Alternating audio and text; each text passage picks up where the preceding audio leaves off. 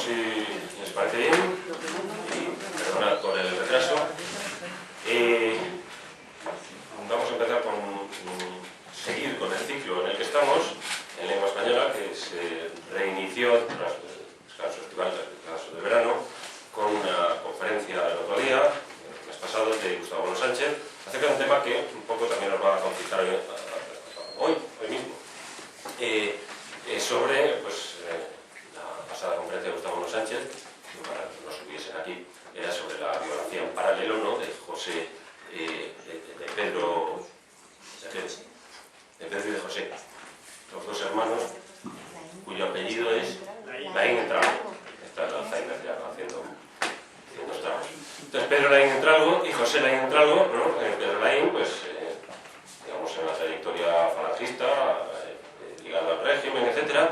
Y José Laín, pues, comunista, digamos, marginado, digamos, políticamente durante el franquismo, pero, digamos, pues, dibujó una trayectoria en paralelo muy bonita y muy iluminadora. Entonces, hoy vamos a tener el gusto, pues, también de asistir a una mesa redonda en la que, pues, vamos a confrontar distintos modos de abordar lo que es el tema de la transición, que hemos titulado Derechas e Izquierdas durante la transición, y que tenemos el gusto de tener presentes por un lado, aquí a Fernando Paz, bastante conocido, no voy a insistir mucho en las presentaciones, porque tanto Fernando Paz como Monedero, quizás menos Iván Vélez, son asiduos, están constantemente, bueno, mucha frecuencia en los medios de comunicación, y más o menos ustedes tendrán, pues, seguramente el perfil de estas personalidades, porque no les será ajeno. Entonces, Fernando Paz es historiador, ha escrito varios libros. He traído aquí, pues, uno que se llama Antes que nadie, un poco el tema que aborda este libro, pues es el carácter pionero de muchos de los descubrimientos españoles por parte de españoles, que han sido artífices de distintos acontecimientos históricos, y entonces él los destaca, ¿no?, y los cuenta principalmente porque suelen ser acontecimientos bastante desconocidos que marcan los hitos de los descubridores españoles. Antes que nadie, pues, un poco ese carácter pionero de muchos de los descubrimientos por parte de españoles. Pero bueno, tiene sobre todo, pues, un libro, quizás el que más tenga que ver, porque no tenía un ejemplar, puedo traerlo, con el tema que nos concita hoy aquí, que es el libro negro de la izquierda española. Participa de este libro con otras personalidades. El fracaso de una utopía quizás sea el libro que más penetra en estos asuntos. La utopía se refiere al comunismo. Bien, profesor de historia, y ustedes lo habrán visto seguramente, pues, en los tertulias de Intereconomía. Fundamentalmente en el Catalago, es donde más ha estado, y también en la del mediodía, ¿cómo se llama? Dando caña. Bueno, por otra parte tenemos a Juan Carlos Monedero, profesor en la Universidad Complutense de Madrid, en las Ciencias Políticas, y que, bueno, ha sacado recientemente dos libros, un libro sobre este tema, una reedición, la segunda reedición de este tema, que es la transición contada a nuestros padres, en la editorial Catarata, de la que él es consejero delegado, no sé decirlo así. No, es una metáfora un poco. Entonces, pertenece a la Junta, no pertenece a la Junta de la editorial Catarata, no pertenece a la... ¿No? Vale, pues entonces estoy equivocado. Editorial Catarata, en donde, pues bueno, desde sus coordenadas políticas, pues aborda el tema de la transición. Ha escrito numerosos libros, acaba de salir, me acaba de decir, ahora mismo, hoy, este libro se llama Curso Urgente de Política para Gente Decente, y en la editorial Seix Barral, y que, bueno, con estos mimbres, pues yo creo que podemos ver una mesa muy interesante. Por último, está con nosotros también Iván Vélez. Iván Vélez es autor de numerosos artículos en la revista Católicas, que ha, digamos, dedicado a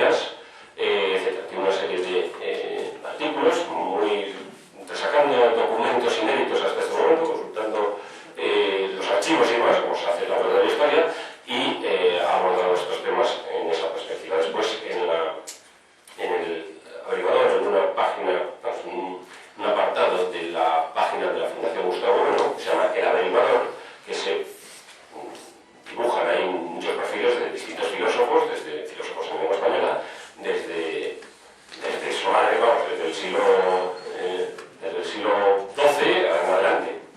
Y algunos de esos perfiles, principalmente los más contemporáneos, se deben a la responsabilidad a Iván Vélez. Está en prensa un libro sobre la leyenda negra, dedicado a la leyenda negra, que esperemos salga en breve. Bien, entonces, con estas tres personalidades vamos a abordar el tema cuyo titular es Derechas e izquierdas durante la transición. Entonces, la mecánica del asunto, yo voy a sacar una serie de temas y ellos van a abordar esos temas según les parezca y según la orientación que les parezca adecuada. Entonces, vamos a dividirlo en dos partes, si les parece tanto a ellos como a ustedes, que son la transición desde el punto de vista interno de la propia situación de España. Digamos, si hablamos por una metáfora de Hobbes y de tantos otros teóricos de teoría política, la metáfora del cuerpo para hablar de las sociedades políticas, como si fuera un cuerpo, pues tendríamos que hablar desde el punto de vista del entorno del cuerpo, de la parte interna del cuerpo. Entonces, aquí se suscitará una serie de temas en torno a este asunto, a la interioridad de lo que es España como sociedad política, y después una segunda parte que seguramente están intersectadas y demás, pero bueno, eso ya lo desbrozarán ellos como mejor les parezca. Una segunda parte dedicada a lo que sería el entorno de la sociedad política española. Un asunto que, desde el punto de vista historiográfico, está menos tratado, porque es la política exterior de España durante la transición y demás, pero sin duda, en las personalidades que tenemos delante, yo sé de buena fe que ese asunto lo han trabajado y lo conocen bastante bien. Entonces, una primera, digamos, conjunto de temas vinculados al entorno, digamos, a la interioridad de la sociedad política española en transición, y otro conjunto de temas dedicados al entorno de la sociedad política en transición. Este sería un poco... Entonces, primer tema que yo le trasladaría a los ponentes, o a los participantes de la mesa, titulando un poco de la ley a la ley, famosa frase, ¿no? Entonces, ¿qué tipo de transformación se produce durante la transición? Esa transición, ¿qué tipo de transformación es? ¿Cómo definirían esa transformación? Primero, si se transforma. Primero, si hay transformación, ¿no? Si hablamos de ruptura, reforma, revolución, se han establecido distintos modos de atender a esa transformación, o si se trata de una transformación idéntica, en plan lampedusiano, ¿no? En plan Lacopardo, ¿no? Pues transformarse para quedarse como está, ¿no? ¿Cómo definirían esa transformación? ¿De forma de ruptura, de reforma, de revolución o cómo? Empezaríamos, pues, qué sé yo, por ejemplo, con Fernando, si les parece. Y seguiríamos este orden. Después. Si entendido bien, nos estás preguntando por la naturaleza del proceso de transición, es decir, en último término, ¿qué significa? Bueno, para hablar del proceso de transición, primero quizá deberíamos establecer los límites temporales, y eso, en mi opinión, es bastante difícil.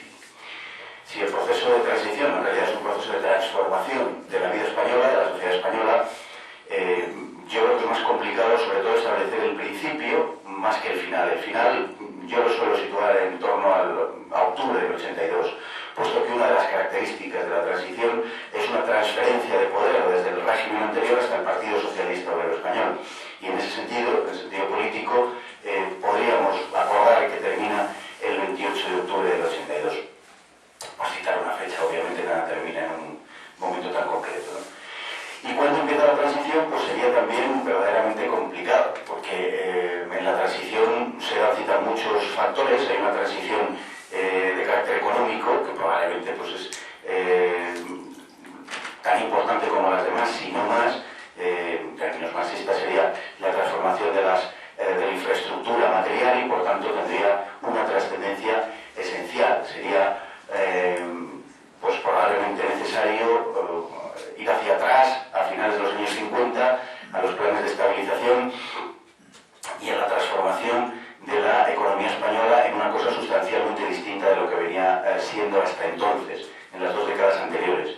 Año 57, año 59, el momento hay luego una transformación política a partir de ahí que se opera en los años 60 a partir de distintas reformas legales y que tiene sus vaivenes en los años 70. Pero esencialmente el proceso de transición, por responder a la pregunta, yo lo conceptúo como un proceso que presenta una continuidad indudable, un proceso desde luego pergeñado desde el régimen, protagonizado por el régimen y culminado con posterioridad al régimen por los herederos del régimen. Es un proceso esencialmente protagonizado por el franquismo, al cual posteriormente, en una segunda fase, puesto que el proceso es anterior, se sumará la izquierda política, ¿no?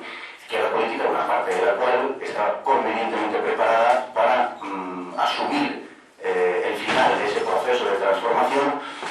Y yo, evidentemente, estoy pensando en el Partido Socialista Obrero Español, partido que es, bueno, en sus distintas fases, es preparado para recoger ese poder en el año 82. Un partido impulsado, en cualquier caso tolerado, pero también impulsado desde el propio régimen, un partido que cuenta con el apoyo de la Internacional Socialista, cuenta con el apoyo de los grandes impulsores de la socialdemocracia europea, en el cual, a través de un proceso, como conocemos en el caso de Suresnes, se desplaza la dirección histórica del partido, que estaba fuera de España, y un partido decididamente apoyado por los Estados Unidos, desde muy cerquita de aquí donde estamos en este momento.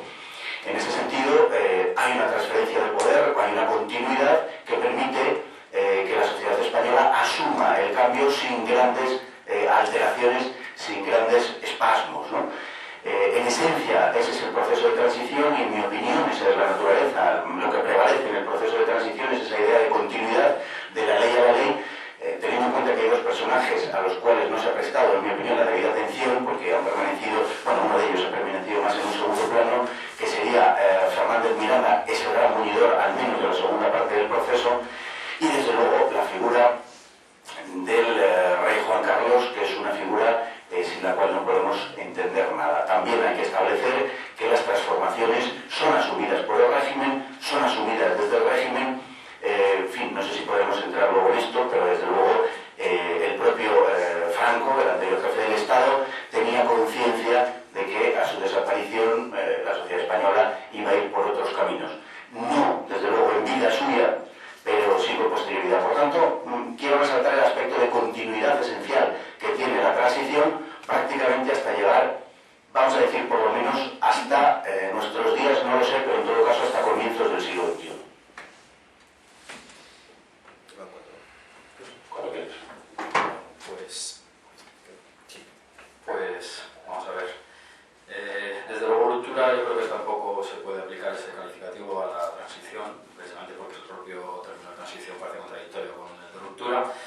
Pero bueno, pues por, no sé si distorsionar un poco el debate, yo he traído aquí una pequeña cita, una pequeña documentación. Lo digo porque transición es un término que, aunque lo asociemos a los años 70, pues se está empleando constantemente desde décadas antes. Y claro, depende de los parámetros con respecto a lo cual consideremos esa transición, depende de los objetivos, depende de la ideología que haya tras esa palabra. Y yo me permito entonces citar de un libro de López Rodó, que merece la pena, La larga marcha hacia la monarquía, que en parte es el objetivo de la transición desde diferentes puntos de partida. Pues una carta que dirige, un telegrama, perdón, don Juan a Franco, nada menos que el 2 de agosto del 43, de 1943, le habla en estos términos: los acontecimientos de Italia pueden servirnos de aviso.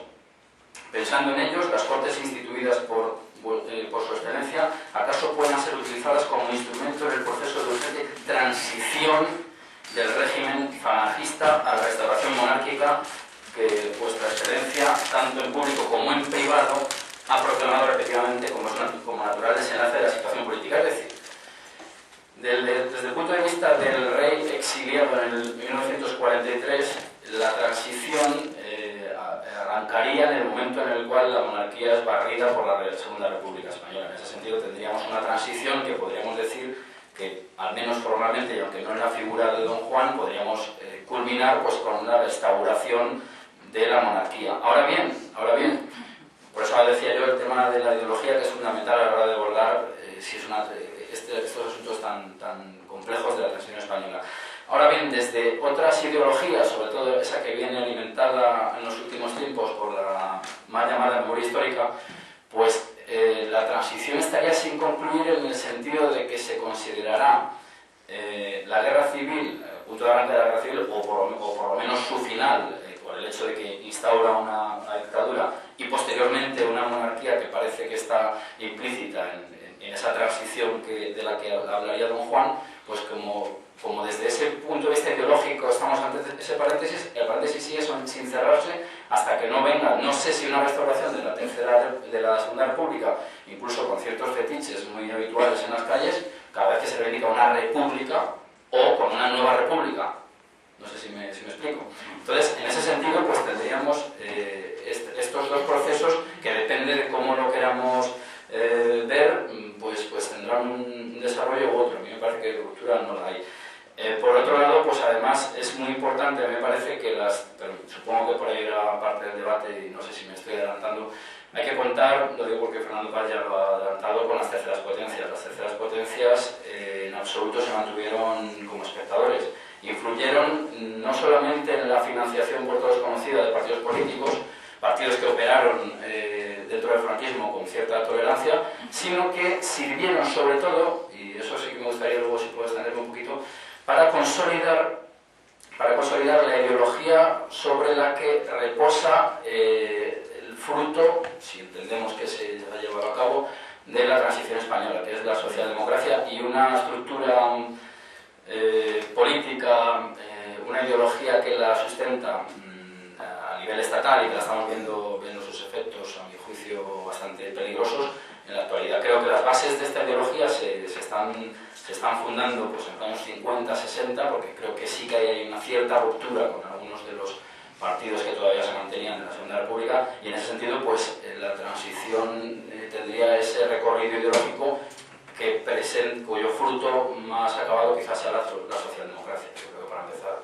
pues podemos decir eso. Adelante, Carlos. Bueno, pues nada, muchas gracias por la invitación. Claro, ¿transición a dónde, no? Porque si hablas solamente de la transición no parece que quede claro.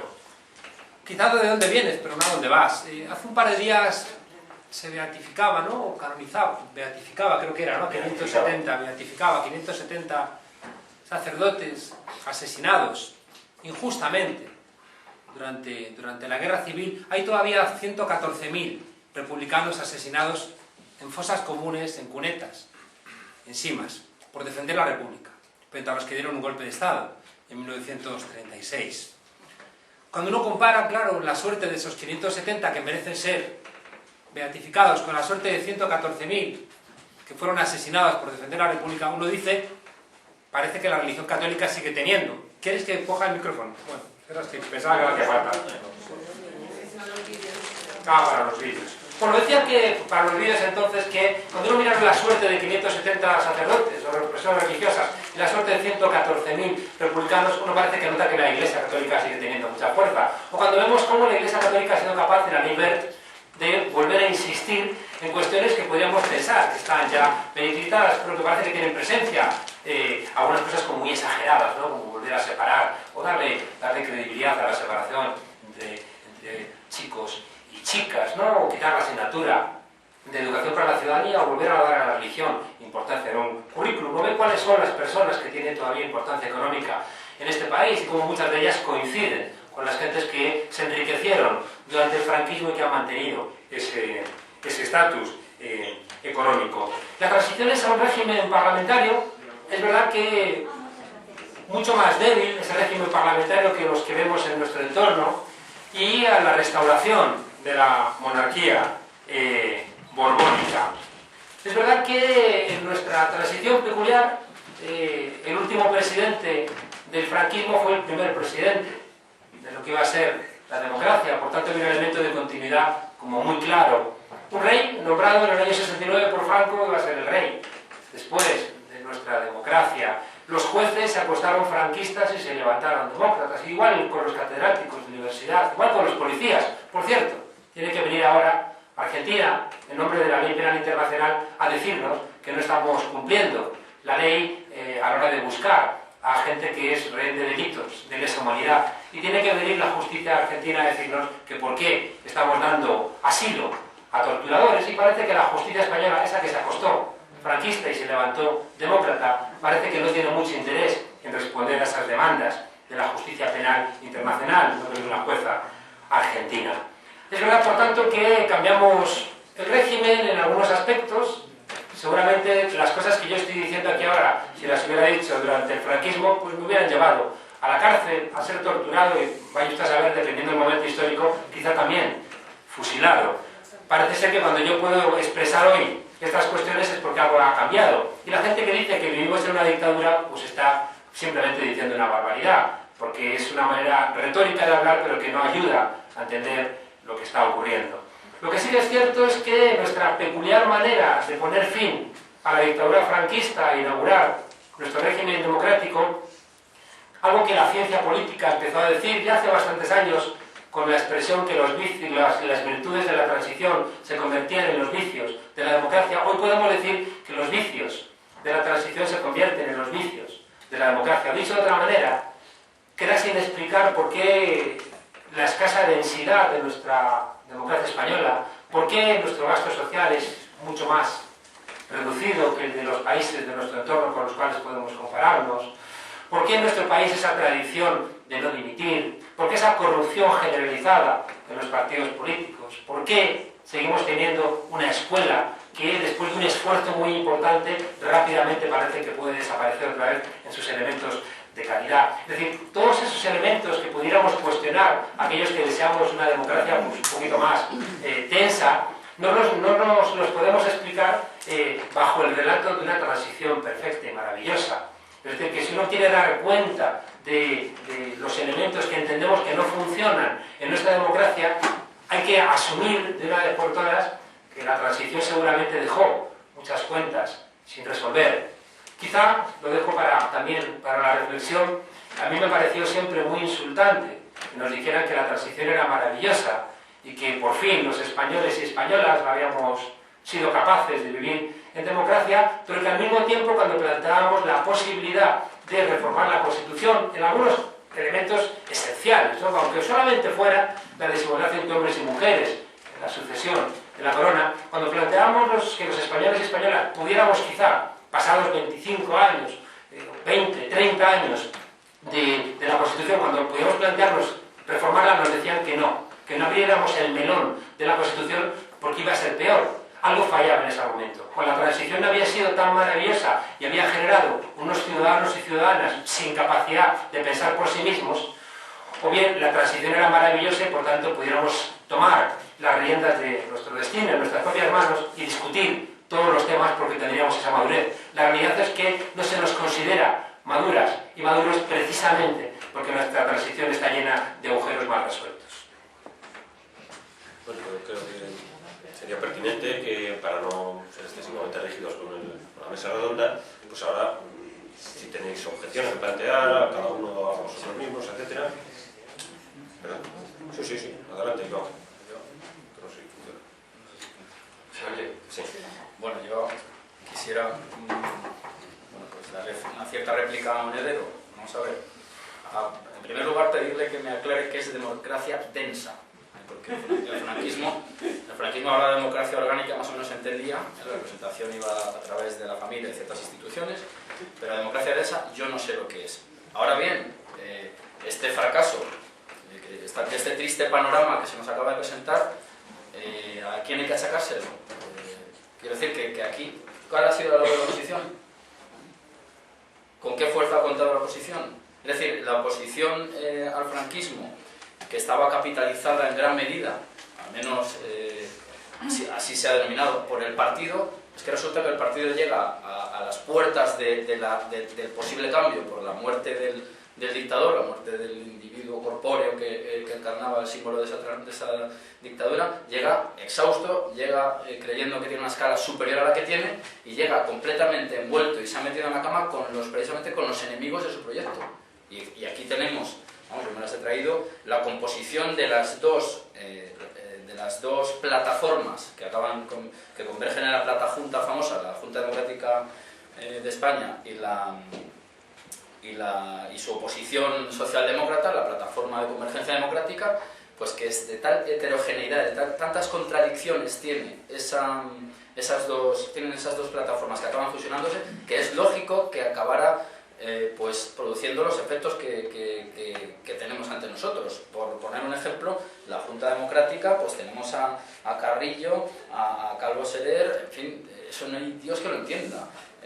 Pero es que la plataforma de Convergencia Democrática tenemos al subvencionado Felipe González, que ha pegado el golpe con un pucherazo por todos conocidos al partido en el exilio en Toulouse, que se ha hecho con el poder, que está apoyado por el marco alemán y por la socialdemocracia alemana, y es lo que nos lleva, por eso decía yo de la ideología, a la socialdemocracia, que es la ideología dominante en España. O sea, yo no voy a defender a Franco ni lo voy a atacar, es una figura histórica de la cual no me interesa hablar en este momento, pero creo que la socialdemocracia es lo que hoy tenemos en casi todo el espectro. Y se llega a ello porque la propia configuración de esta plataforma, pues en fin, PSOE, UGT, ANV, PNV, USDE, Ruiz Jiménez, en fin, por no hablar del manifiesto en el cual he llegado a contar hasta 5 veces la expresión absurda, porque me parece que es una forma de eludir el asunto del que se estaba tratando, si lo que se trataba es de dar un giro o hacer una ruptura, 5 veces aluden al Estado español, que a todos nos suena y sabemos por dónde va el asunto. Eso, bueno, pues por no hablar de el énfasis continuo en el pluralismo, que tú en tu lenguaje además veo que lo has incorporado con lo de hombres y mujeres reiteradamente, y por no hablar también del famoso soniquete del Estado Federal, que parece que ahora aparece en el debate, pero que es una cosa absolutamente antigua y vieja. Entonces, en ese sentido, pues yo creo que la culpa la tienen aquellos que, creyendo que tenían más poder porque tenían compañeros de viaje contra Franco, no supieron pues marcar un rumbo que se alejara precisamente de la socialdemocracia, de la cual yo mantengo bastante distancia. Bueno, yo creo que por algo Franco murió en la cama. Por cierto, la seguridad social. Porque tenía la oposición que tenía, que era algo cercano a la nulidad. De hecho, cuando uno se sumerge en la lectura de, por ejemplo, el atentado contra Carrero Blanco, se da cuenta de las notas que se pasaban, que enviaban, los comunicados que enviaban al País Vasco francés, los miembros de ese comando, Argala, por ejemplo, donde estaba absolutamente sobrecogido ante la falta de seguridad del que era vicepresidente de gobierno y el hombre más poderoso de facto en España en ese momento, que tenía 1 o 2 guardaespaldas. Esa es la realidad. Un hombre que paseaba tranquilamente con su coche y que paseaba a pie, que no tenía ni siquiera en su casa, no tenía ni siquiera una mínima valla electrificada. No voy a repetir la expresión que Argala le dice a Wilson cuando se entera de esta realidad de Carrero Blanco, porque es una expresión en fin, muy poco educada y no voy a repetirla, pero vamos, quería decir que esto es la carapa, empleo otra palabra, porque claro, Carrero Blanco pues tenía un sentido de la seguridad, pues como militar que era, se supone que algún sentido tenía. Vamos, le servía el café hasta el camarero de una cafetería que tenía abajo de Castellana 3. Quiero decir que el régimen se sentía absolutamente seguro y el régimen no tenía nada, pero absolutamente nada, de esa supuesta oposición, a la que no se veía por ninguna parte y la que más de las veces consistía en un puñado de estudiantes sin mucha orientación política, pues perseguidos supuestamente por unos grises, que yo me pregunto ya si habría algún español que en alguna ocasión no fuera perseguido por los grises, ¿no? En cuanto a lo que se ha comentado con anterioridad, bueno, en fin, yo creo que es una de las razones por las que parecemos incapaces de superar la guerra civil y parece que 75, 80 años después de aquellos acontecimientos seguimos igual. Aquí han salido a pasear pues algunas cifras que no voy a calificar, pero absolutamente inexactas. Se podría hablar también de los 60.000 católicos asesinados por su condición de católicos, los cuales por descontado jamás tienen un homenaje, ni siquiera el más mínimo recuerdo. Y por otro lado, ¿qué se espera de la Iglesia? Pues que la Iglesia efectivamente haga una ceremonia de beatificación para sus mártires, que no mueren por una causa política, sino por defender la fe cristiana, ¿no? Por supuesto que en España hubo un momento en el cual la gente, en un lado y en el otro, corría serios riesgos si expresaba una opinión que era contraria al bando imperante. Eso no lo ignoramos ninguno, pero también en el otro bando sucedía exactamente lo contrario, y por supuesto también allí se jugaba la cárcel, se jugaba la checa, se jugaban torturas, se jugaban violaciones y se jugaba el paredón, se jugaba el tiro en la nuca y se jugaba la cuneta y la fosa común. Y lo peor de esto, lo peor de decir estas cosas es que con independencia de lo que pasara, en lo que sucediera en el pasado, puede que también decir esto valga cárcel en el futuro. Y ese es el verdadero problema que tenemos, no el de mirar 80 años atrás, sino que el de poder decir estas cosas, al final, como algunas formaciones políticas ya andan pidiendo, sea proscrito. Y hablo de Izquierda Unida en concreto, no de ninguna formación extraparlamentaria, ¿no? Yo creo que hoy no hemos venido a hablar de eso, yo creo que hoy no hemos venido a hablar de la posguerra, ni de la guerra civil, ni de los asesinatos de unos y de otros, ni de quién empezó. Hemos venido a hablar de la transición y hemos venido a hablar de cómo un régimen dio paso a la situación a la que hemos llegado en el día de hoy, que creo que es lo que nos reúne. Y yo creo que no estaría de más, como ha planteado Iván, si nos planteáramos realmente si la situación a la que hemos llegado es una situación de ruptura, si es una situación de reforma, porque indudablemente en el sentido político es una situación de reforma. Es verdad que se hizo de la ley a la ley, es verdad que si rastreamos la legitimidad del régimen actual, indudablemente llegamos tirando del cordel hasta el 18 de julio. La cesura, la ruptura se produce el 18 de julio, sin ninguna duda. La legalidad la rastreamos hacia atrás y no va ni un solo día atrás del 18 de julio. Esto a unos les puede gustar, a otros les puede desencantar, podemos incluso estar de acuerdo en ello desde posicionamientos políticos e ideológicos completamente diferentes.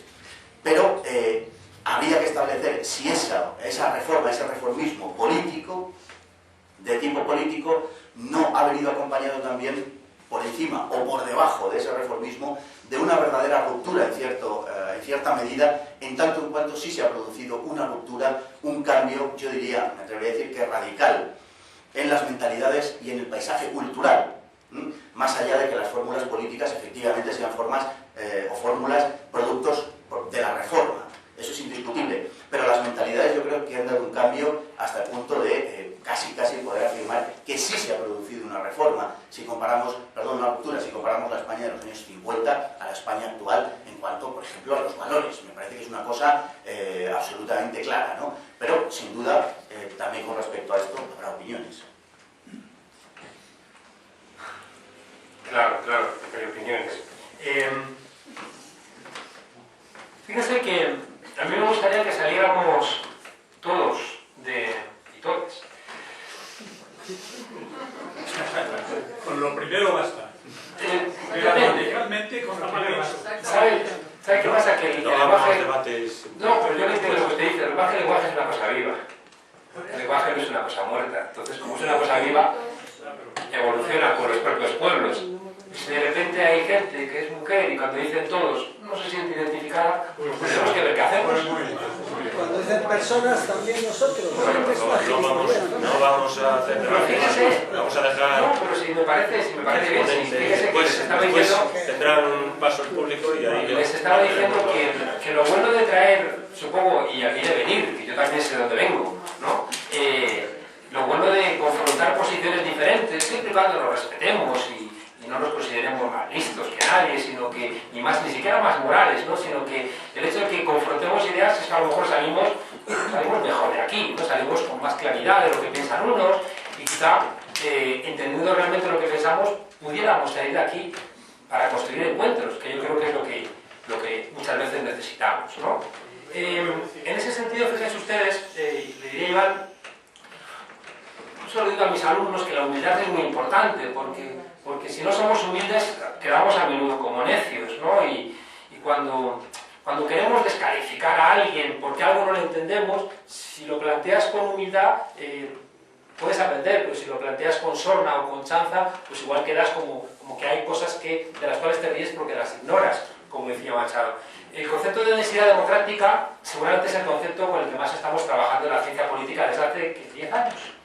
Es decir, que no es un concepto que he venido yo aquí a contárselo a ustedes, sino que el corazón de lo que estamos discutiendo, o uno de los corazones de lo que estamos discutiendo en la ciencia política es ¿qué es una democracia de calidad? ¿Qué es? ¿No? ¿Es una democracia de calidad con 6 millones de parados? ¿Qué es una democracia de calidad? Y en ese sentido, la densidad democrática es una de las maneras que tenemos para explicar una democracia que entendamos que cumple los criterios de calidad. Por tanto, esa era la razón de utilizar esta idea. ¿Tiene poca densidad? ¿Es débil nuestra democracia? Yo creo que sí. Créanme que yo estudié en Alemania, hice mi tesis doctoral en Alemania. Curiosamente, porque fracasó el socialismo en la República Democrática Alemana. Vengo muy vacunado de cualquier tipo de tentación totalitaria, stalinista, porque lo estudié y vi lo que significaba aquello, ¿no? Fíjense que la explicación que algunos damos de la transición es que fue una correlación de debilidades, que era una expresión de Vázquez Montalbán. El franquismo no era lo suficientemente fuerte como para evitar los cambios, porque ha dicho una cosa, Paz, que no es correcta. Es decir, entre el año 74 y el año 77 es el mayor índice de conflictividad laboral de este país. Es decir, que Franco muere en la cama, pero el franquismo muere en la calle. Es decir, que si uno atiende a la preocupación que había en los franquistas viendo el deterioro biológico de Franco, uno entiende que ellos eran conscientes de que la muerte de Franco implicaba profundas dificultades para mantener aquello, ¿no? Y por tanto empiezan una buena parte a decir qué vamos a hacer cuando se muera el caudillo. ¿Por qué? Insisto, porque desde el año 74 la conflictividad laboral en este país era muy fuerte, hasta el año 77, que con los pactos de la Moncloa el Partido Comunista, que necesitaba de alguna manera reivindicar su fracaso electoral, ofrece como pacto comisiones obreras, que era muy fuerte, y sacar a los trabajadores de la calle para poder firmar los pactos de la Moncloa. Por tanto, fíjense que es importante entender que esa conflictividad al final del franquismo iba a determinar también qué iba a ocurrir. Pero al mismo tiempo que el franquismo era débil como para mantener el régimen, la oposición era débil para hacer una ruptura. Pues claro, es que por eso había una correlación de debilidades, o como dice otro profesor, un choque de impotencias. Los que querían mantener el régimen y los que querían traer algo que no se sabe muy bien qué era, ¿no? Y en ese choque, ya digo, en esa correlación de debilidades, salió lo que nos salió. Pero cuidado, si somos honestos, debemos entender que desde el propio régimen se establecieron una serie de cláusulas para blindar lo que iba a ser la transición. Claro. Una de ellas es la ley para la reforma política. Ya hay varias tesis doctorales que demuestran que la llamada octava ley fundamental pues era mentira, es decir, que eso de la ley a la ley pues fue un fraude. Y fue una manera de una persona muy lista, como era Torcuato Fernández Miranda, para intentar parecer que había una continuidad legal, pero no la había, porque había que forzar las cosas, ¿no? Fíjense que uno de los elementos que todavía nos persigue hoy, de esas cláusulas, ¿no?, para garantizar que las cosas no se movieran hacia donde no querían, que la ley para la reforma política, era la ley electoral. Una ley electoral donde se primaban de una manera absolutamente neta, que todavía insisto, hoy lo vemos, lo paga Izquierda Unida, pero también lo está pagando hoy UPyD. Es decir, hay partidos que les cuesta muy poco el escaño, o les cuesta, bueno, una cifra razonable, y otros que les cuesta una millonada. Lo cual demuestra que la ley electoral estaba planteada para primar donde se presuponía que iba a mantenerse el voto conservador, que eran las zonas rurales. Y por eso de entrada se le daban 2 diputados a Cuenca o 2 diputados a Madrid, al margen de su población. Al mismo tiempo, fíjense, el rey se blinda con 41 senadores reales. Es decir, que había una serie de cláusulas para garantizar que la transición, pues las cosas no se iban a mover. Y si se hubieran movido, pues hubiéramos tenido otra realidad. De hecho, cuando se empiezan a mover, viene el 23F. Y el 23F es una llamada de atención, cuidadito, por aquí no vayan ustedes. Y así, el 23F es el 81, y cuando el 82 entra el PSOE, entra profundamente disciplinado. Terminaría diciendo que todo el libro de la transición que yo he escrito y toda mi discusión con el pasado de mi país más reciente no es con ámbito de historiador, sino con un ámbito de politólogo y ámbito de demócrata. Porque estoy convencido de que hay cosas que nos ocurren. Un profesor está acostumbrado a leer las caras de los alumnos. Entonces, si cuando yo me reclamo como demócrata, alguno o alguna de ustedes pone cara como diciendo ¿qué dice este loco?, uno se siente medio insultado, ¿no?, porque entiende que con esas caras está habiendo algún tipo de negación, ¿no?, de mi afirmación de que me considero un demócrata. Entonces, por cortesía, quizá uno debiera moderar ese tipo de expresiones. Decía que los planteamientos que yo hago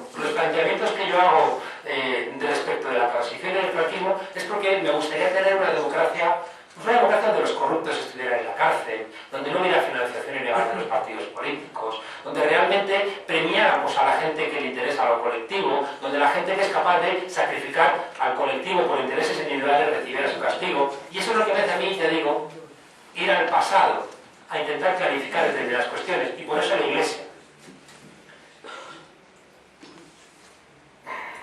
Miren, en Irlanda, un paísito pequeñito, y bajo democracia, se han reconocido 20.000 casos de pederastia. 20.000. Les planteo esto simplemente como uno de los elementos que no hemos solventado en nuestro país. ¿Y los Que no lo sé. educadores? Perdón, ¿y los educadores? Por favor, no. Lo que quiero plantear es que Después. mi sensación es que hay muchos elementos en mi país que no están solventados. Y como no están solventados muchos elementos en mi país, creo que siguen pesando sobre cuestiones que podrían parecer sensatas. Es decir, a mí me gustaría que pudiéramos debatir sobre el aborto respecto de los derechos de las mujeres y que no vinieran curas a decirle a las mujeres lo que tienen que hacer, por ejemplo, con el aborto. O me gustaría que discutiéramos entre todos y todas nosotros qué tipo de educación queremos y que no venga el peso de la Iglesia Católica a decirnos qué tipo de religión o qué tipo de educación tenemos que cubrir. Por eso insisto, ir hacia atrás, al pasado. No, por favor. Por favor. ¿Se puede pedir? Les pido a ustedes que tengan la disciplina de toda pregunta que quieran hacer, guardársela. Es que si empezamos con un debate con el público previamente a la exposición, nos vamos a liar. Bueno, les pido por favor que tengan la disciplina de atenerse al asunto y que yo no sé qué... Por favor, o nos atenemos a la disciplina de escuchar a los ponentes y después intervenir, o suspendemos el acto.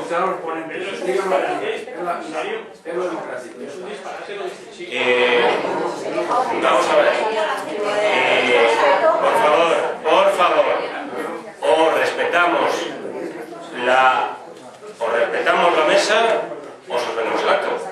Yo lo suspendo, como tenga que pelearme con el público para continuar con el acto, suspendo el acto. Aviso.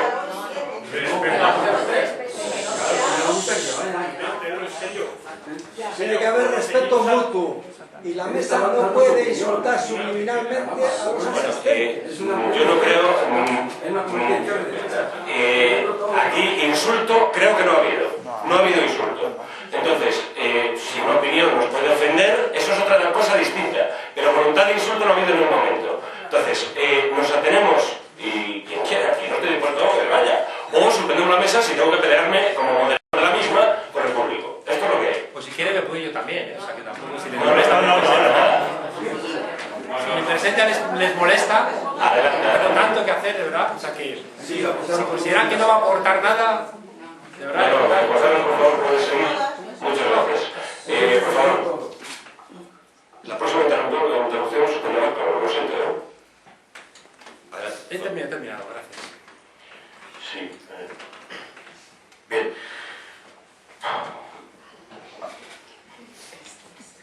No sé si empezar por la pederastia, por el 23 de febrero o por... No, es que no lo sé. Podemos decir también que la pederastia entre los sacerdotes se produce en la misma proporción que entre otros colectivos, o que una investigación interna de la Iglesia arroja que el 87% de los sacerdotes pederastas resulta que tienen relaciones sexuales con adultos, de donde podemos inferir que tienen relación con la homosexualidad. También podemos tratar este asunto, pero me parece que es que no nos hemos reunido para esto, insisto. En cuanto al 23 de febrero, que es uno de los jalones en los que alguna gente sitúa el final de la transición y en fin, se puede considerar como tal. Hombre, yo creo que a estas alturas, el 23 de febrero, más que como un golpe para hacer no sé qué cosas, realmente cabe calificarlo de un autogolpe. El 23 de febrero es un autogolpe y los protagonistas del 23 de febrero son los protagonistas directamente beneficiarios del proceso de transición que en un momento dado interpretan las cosas de un modo, bueno, pues que consideran que hay que acelerar determinados procesos y esencialmente eso es lo que sucede y cada día se está poniendo más de relieve de una forma más clara que es lo que fue el 23 de febrero en realidad. Interpretarlo como una especie de reacción de fuerzas regresivas y cosas semejantes, bueno, pues a estas alturas, ¿verdad? Sacar a pasear las tramas negras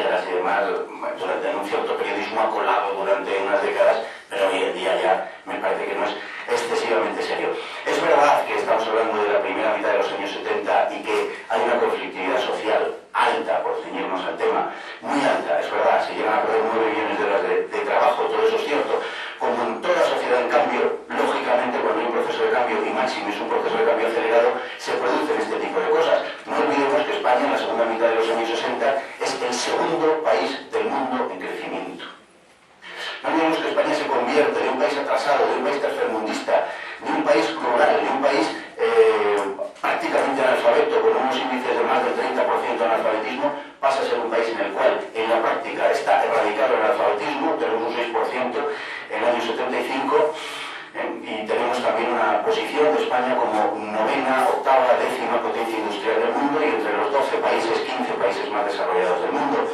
Por lo tanto, en una sociedad en proceso de cambio, lógicamente se producen este tipo de desajustes. Hay una gran inmigración interna, hay una gran inmigración también, aunque menor, hacia afuera, y hay zonas como Cataluña, región singularmente beneficiada en todo ese proceso, y como Madrid, que naturalmente padecen esas disfunciones del sistema que hubiera pasado tanto en un sistema como el franquista, como en un sistema como el que vino después. No me parece que sea una cosa específica del sistema. Cuando yo me refería a que Franco había muerto en la cama, creo que se ha entendido, ¿no?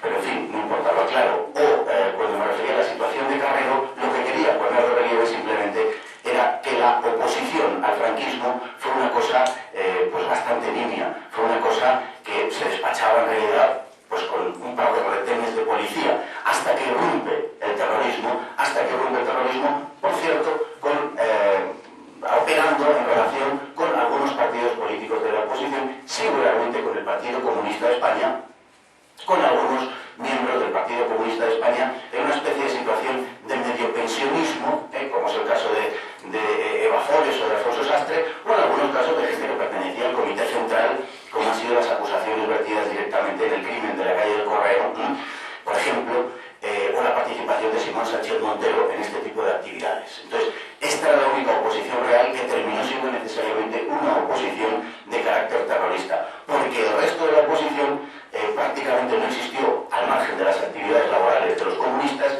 fundamentalmente orquestadas desde comisiones obreras, y luego se integraron en la transición, que insisto, sí fue de la ley a la ley y hubo una continuidad legal, de eso se trataba en definitiva, aunque luego podamos llegar o no a que se haya producido una ruptura de facto.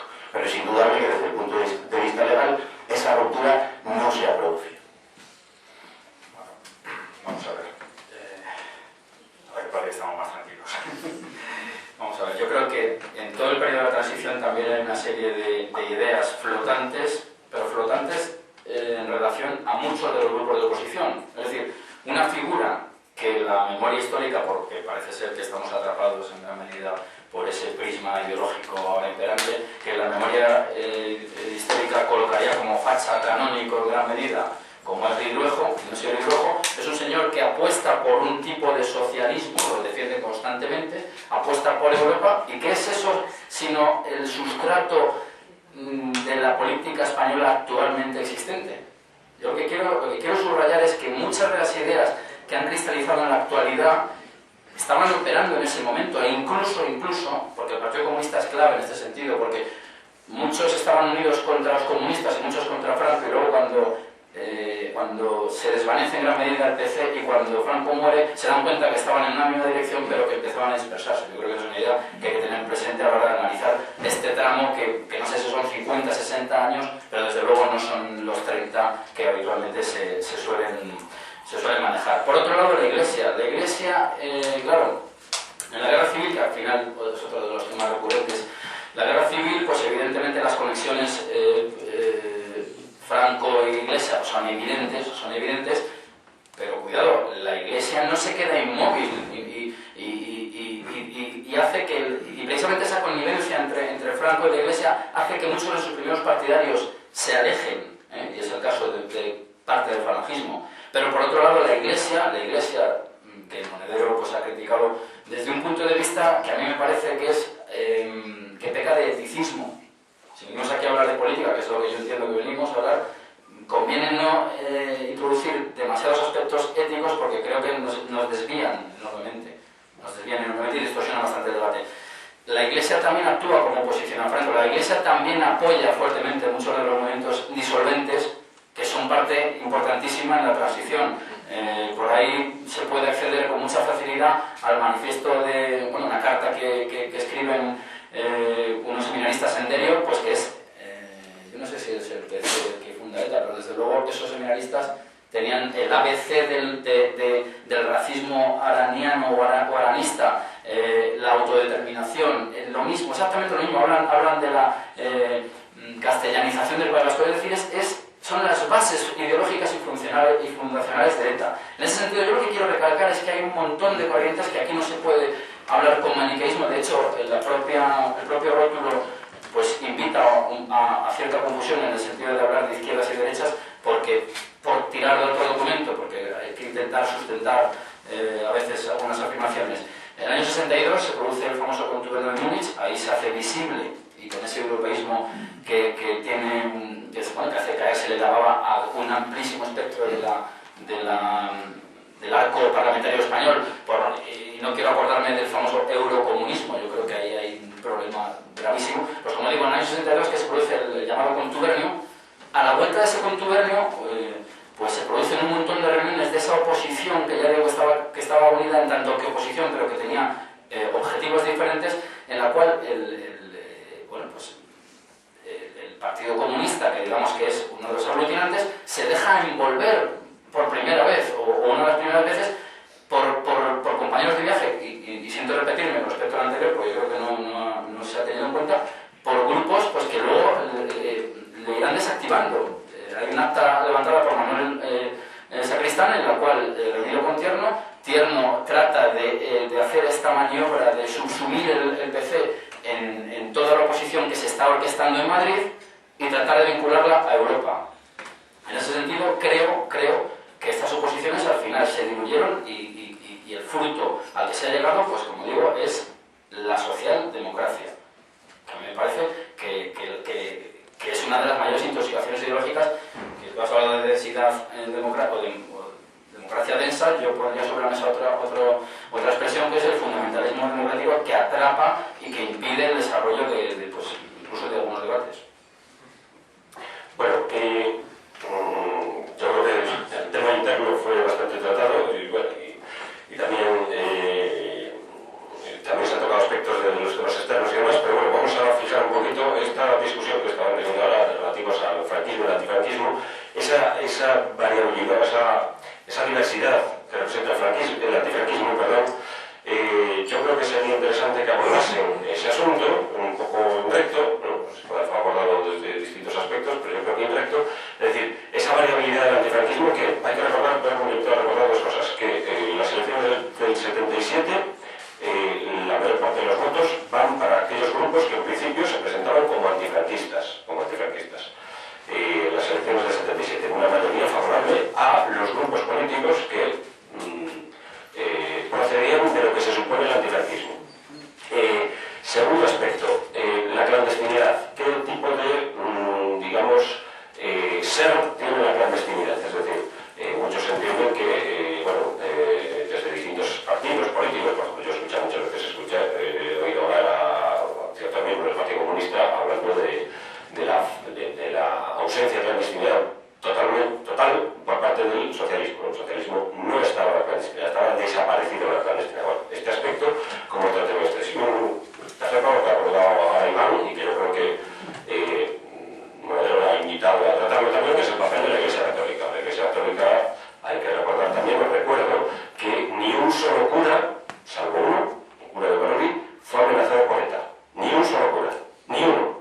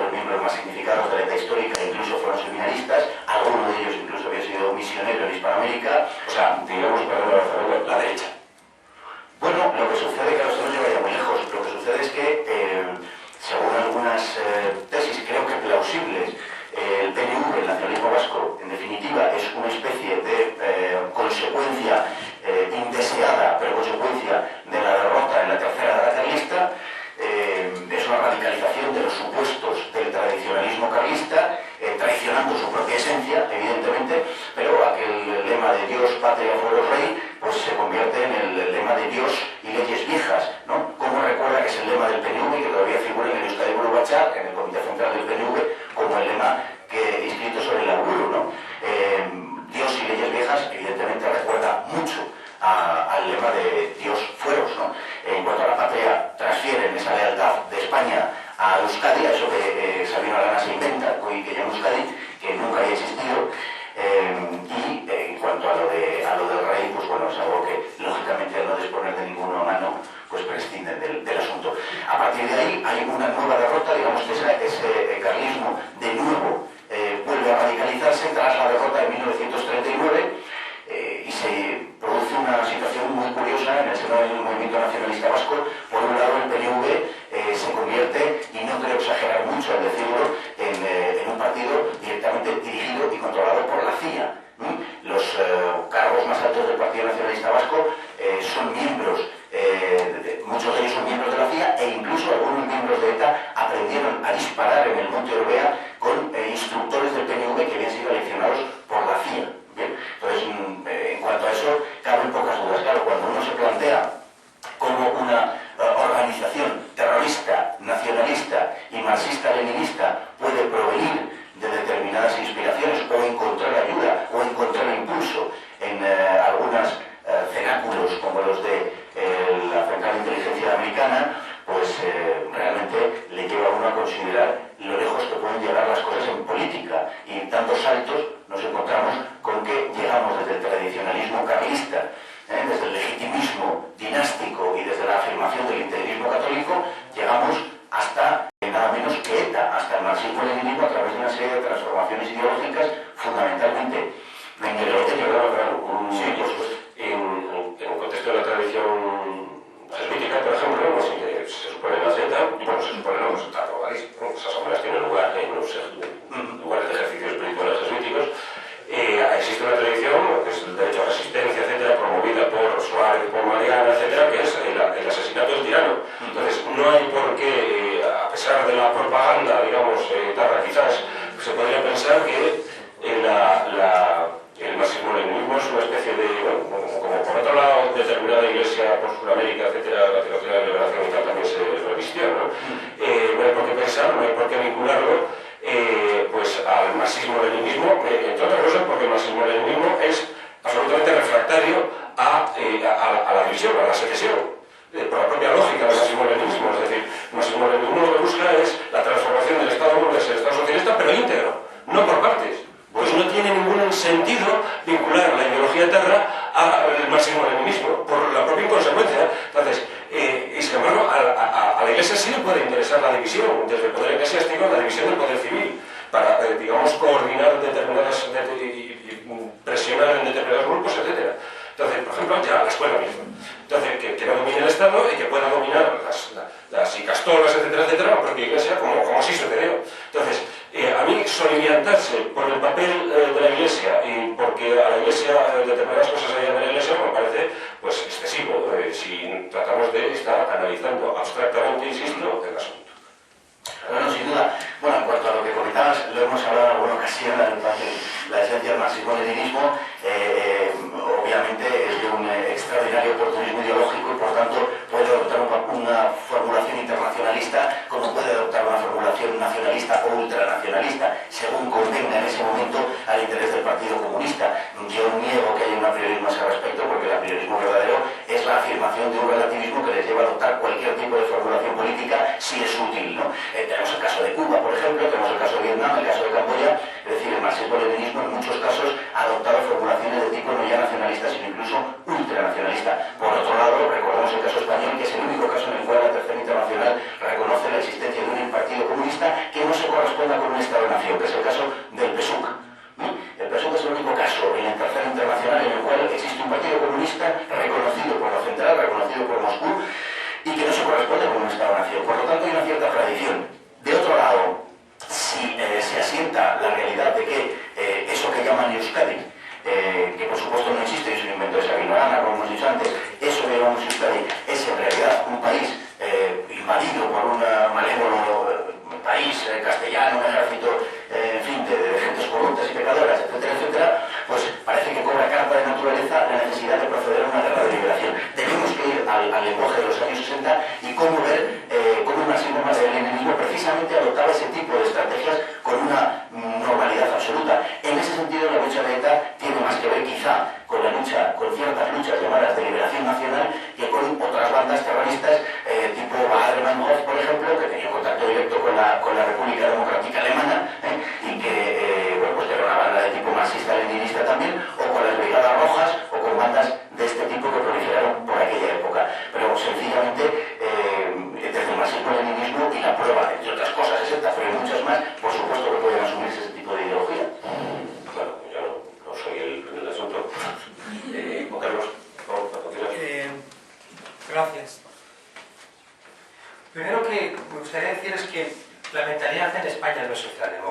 absoluto. Ojalá.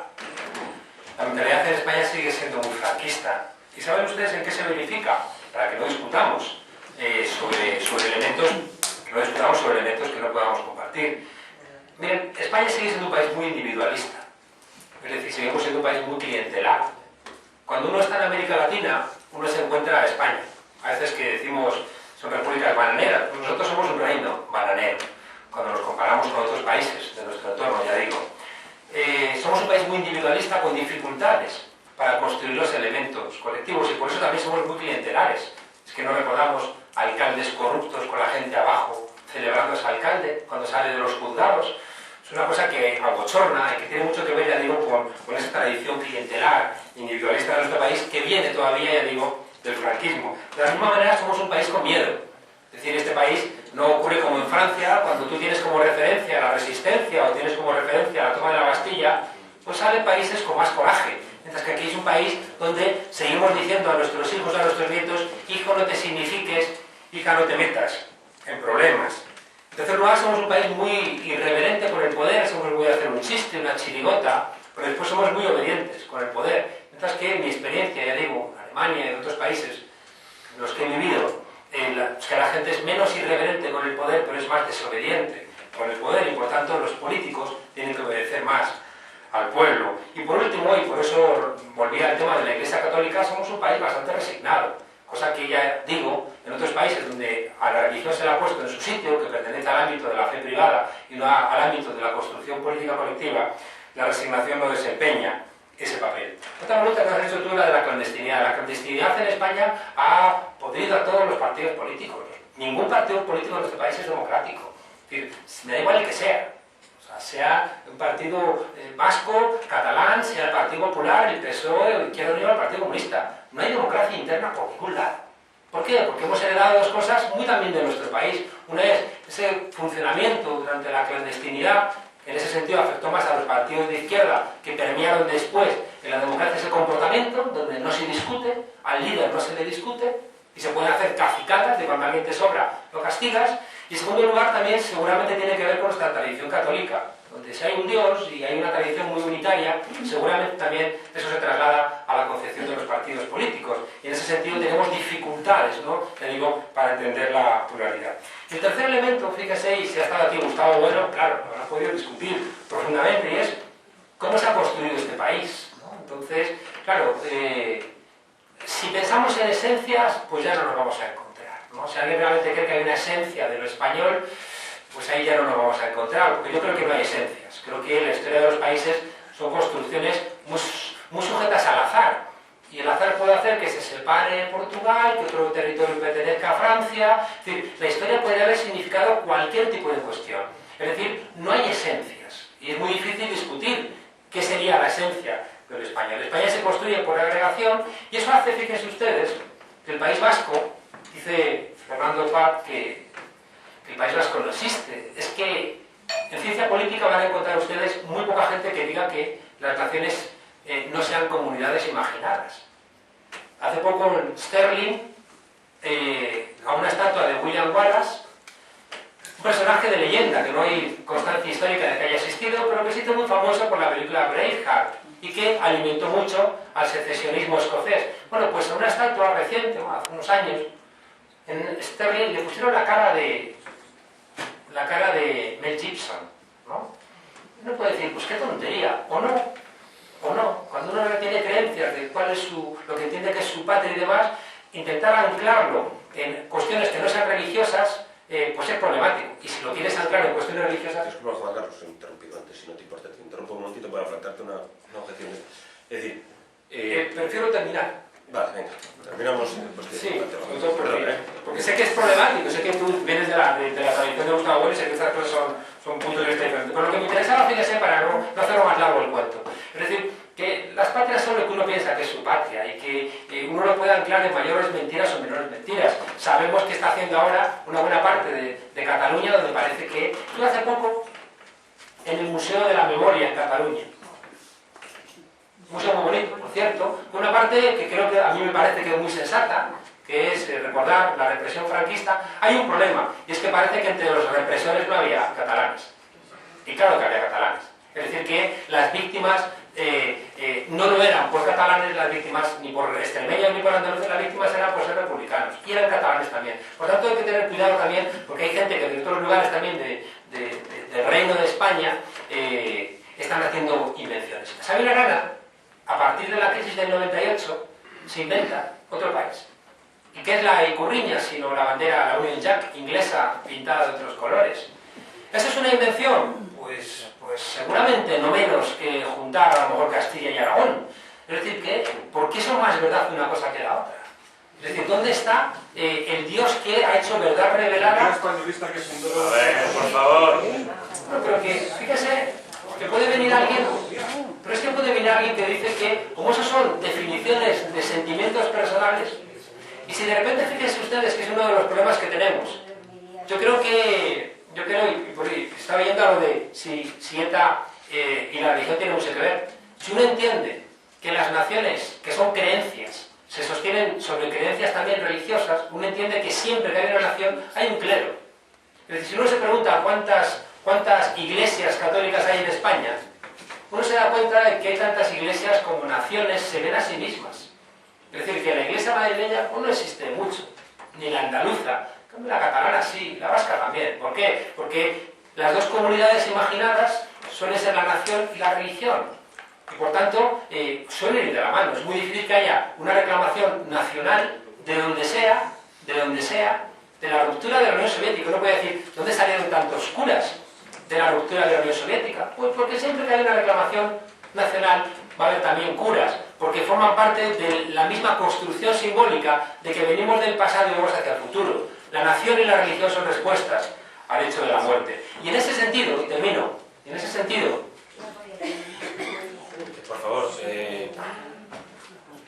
ETA no nace como una organización armada. ETA nace como una reivindicación nacionalista. Que querían hablar su lengua y que querían encontrarse en su identidad. A ver, ya, ¿se va de la sala?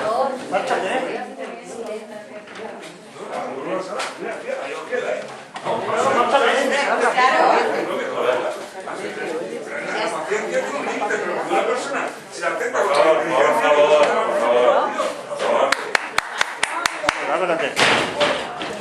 Maleducado.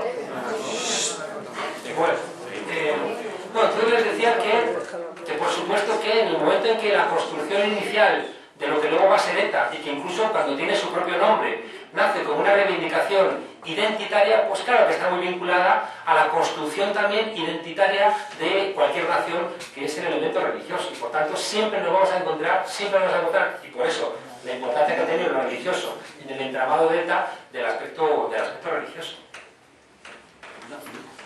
Solo una precisión en el sentido... Sí, después vaya, vamos. En sentido institucional, la Iglesia catalana y la Iglesia vasca no existen. Existe la Iglesia en Cataluña y en el País Vasco, pero ni existe ni han existido nunca. Ni hay una conferencia episcopal, ni existe a ningún nivel institucional. ¿Y social? Perdón. ¿Existe socialmente? Eso puede ser una construcción como yo puedo imaginarme un unicornio, pero es decir, no existe en la realidad, no hay una realidad institucional sobre la que levantar ningún edificio político, sencillamente porque esa realidad no es preexistente. Fantasía. Preexistente Por aquí. favor, silencio, por favor. Preexistente aquí. A ninguna edificación política. Es decir, la tesis que ha lanzado no se corresponde con la realidad, no tiene nada que ver con la realidad, porque no existe una iglesia vasca ni existe una iglesia catalana. Si me apuras, no existe ni una iglesia española. Existe una conferencia episcopal española, pero no existe una iglesia española. Punto de vista diferente. Es decir, ¿quién define que existe una nación? Una Eso es constitución en España, por ejemplo, una constitución, una ley, Los impuestos. Bueno, vamos a... impuestos, sí, por favor. me parece que es correcto. Adelante. Puede ser correcto, pero la propia Constitución española reconoce naciones previas a la propia Constitución española. Nacionalidades. Es decir, que Nacionalidades, no naciones.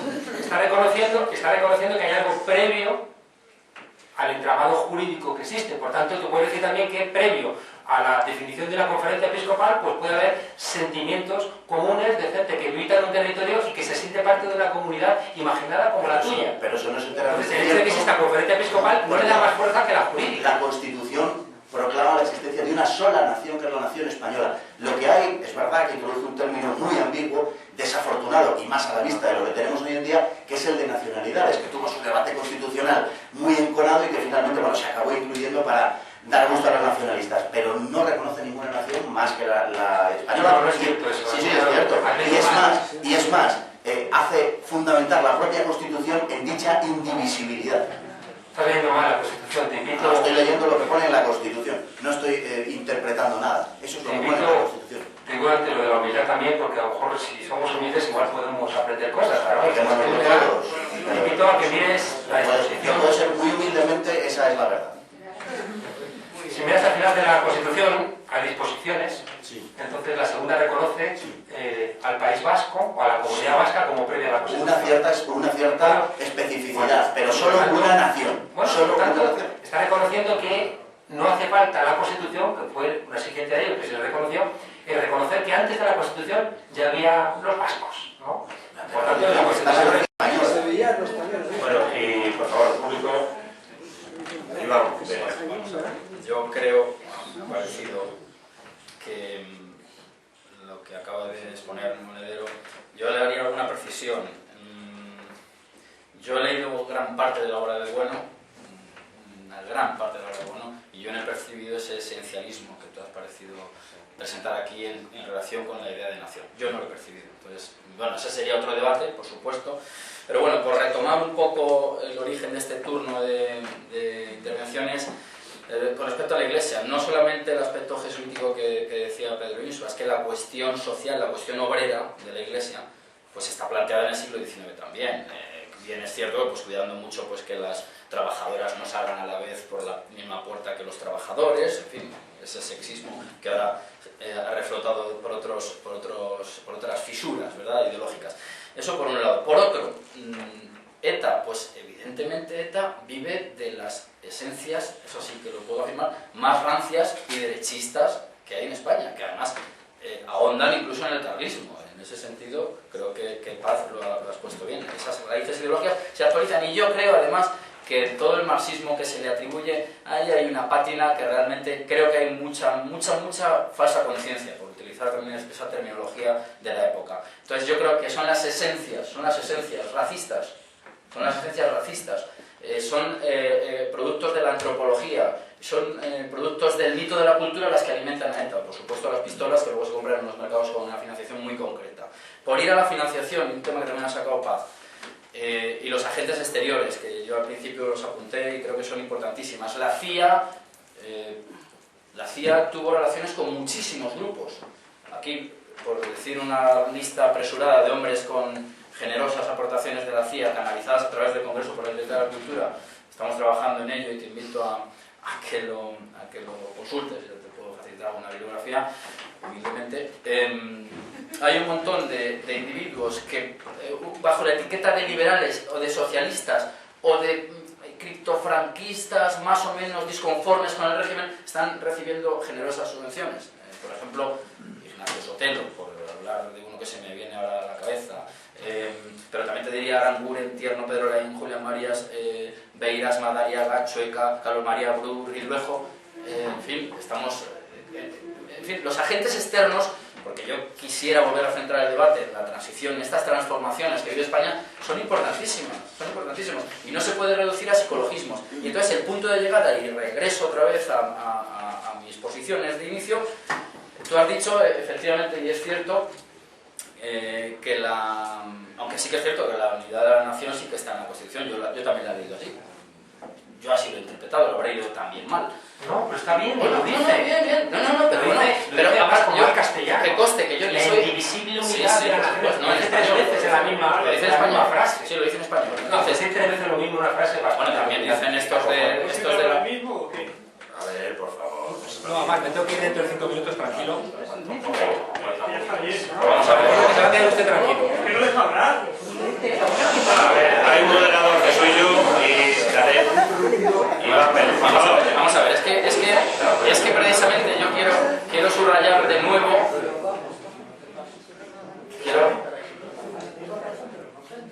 Quiero subrayar de nuevo que precisamente precisamente se precocina la Constitución. Yo también me opongo a la idea de que España es un asunto sujeto a una Constitución.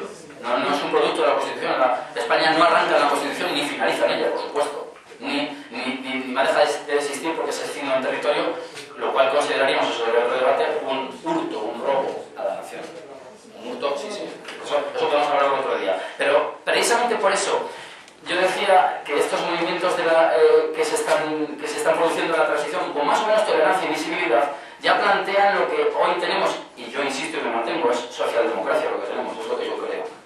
Yo no creo que esté precisamente hoy la Iglesia moviendo sus hilos como si fuéramos frente a marionetas. Sí que los mueve en otros territorios y sí que los movió en la transición, no solo en el País Vasco. Yo me permitiría aquí sacar a colación el caso de la Abadía de Montserrat, el caso de Escarré, los movimientos que hay de esos, y no me resisto a decir la expresión, de esos suministradores del pasto espiritual al pueblo. Ahí está el medio de la cuestión de las nacionalidades, que, como digo, la plataforma que impulsa el PSOE las tiene, y en uno de sus puntos programáticos, en concreto el quinto, dice: la plataforma de convergencia democrática, consciente de la existencia de nacionalidades y regiones con personalidad étnica, histórica y cultural propia del Estado español, reconoce el derecho de autodeterminación, etcétera, etcétera.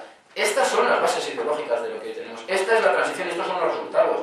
Y yo no creo que esto sea solamente una cosa de casullas, ni sea una cuestión ética, es una cuestión estrictamente política que viene alimentada, además, insisto, por gran parte de los postulados más derechistas que tenemos en España y que no solamente se puede identificar con Franco. Bueno, como el público, incluyo yo, que faltaba la disciplina también de no hablar entre medias, y hablar entre medias porque lo tenía claro. Es muy poco disciplinado. Vamos a continuar con la mesa hasta el límite que podamos, que terminaremos en 5 minutos. 10 minutos terminamos. Entonces, el elemento externo ya se ha tratado, porque yo imaginaba, y no soy tan ingenuo tampoco como para pensar que iban a tratar, digamos, punto por punto, ¿no? Así, no, sabía que iba a converger mucho, como no puede ser de otra manera, por otro lado, ¿no? Las cosas son complejas, se van complicando, y entonces aparecen otras relaciones para afirmar determinada posición.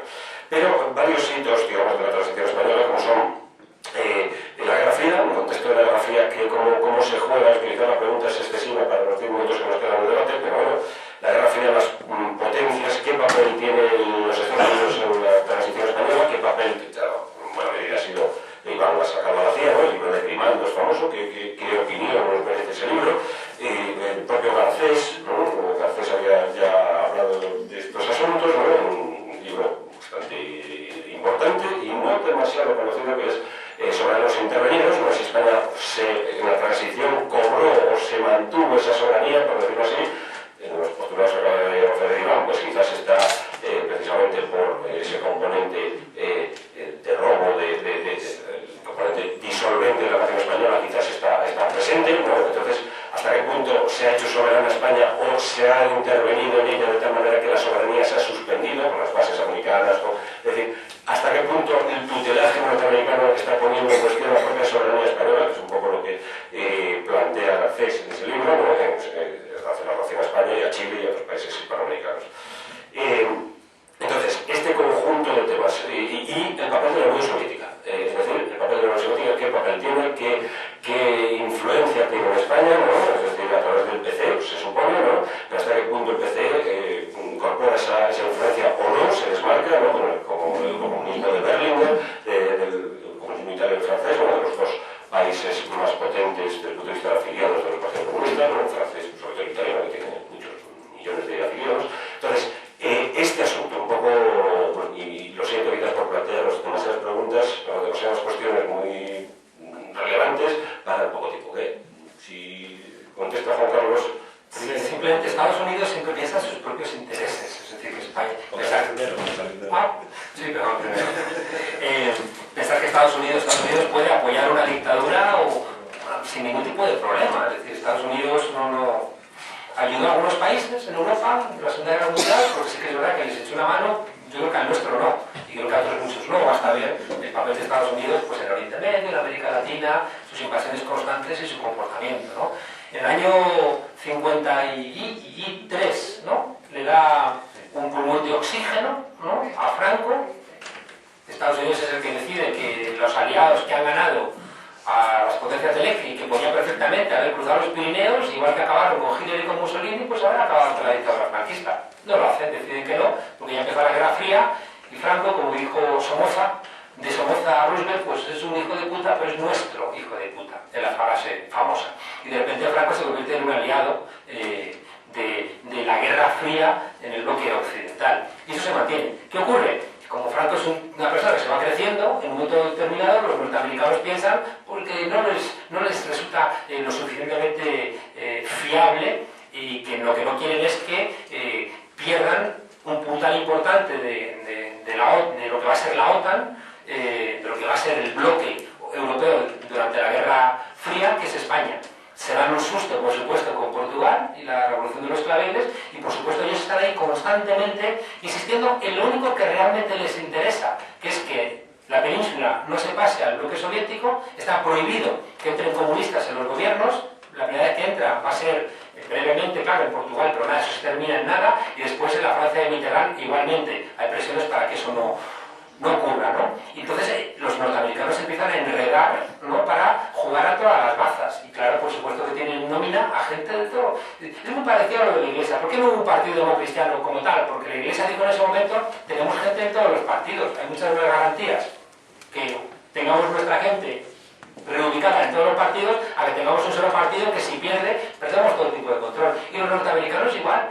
Tener a gente financiada incluso dentro del entorno del Partido Comunista, pues claro, por supuesto, ¿no? Y una parte más digamos, pues más presentable, pero igualmente interesada, era la alemana. Es decir, la base de la Fundación Friedrich Ebert, de la que se va a reinventar los partidos socialdemócratas. Se va a inventar la figura de Mario Soares en Portugal, se va a inventar la figura de Felipe González. Aquí, por supuesto, con financiación y, por supuesto, buscando una cosa muy concreta. Y es que, recuerden ustedes que a partir de mediados de los 70 empieza la llamada Ostpolitik de Willy Brandt, que es un acercamiento que logren lo que ellos deseaban siempre, que es el corazón de su política exterior, que es la unificación.